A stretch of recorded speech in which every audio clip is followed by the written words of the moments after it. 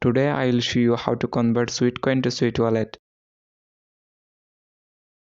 So just go to the Play Store and download Sweet Wallet. It could take some time. If you don't have a Sweetcoin account, create it first and make some Sweetcoin. Otherwise you can't use Sweet Wallet. However, just open the Sweet Wallet app and log in with your Sweetcoin account. Then open Sweetcoin app and go on wallet and click here. Then open Sweet Wallet.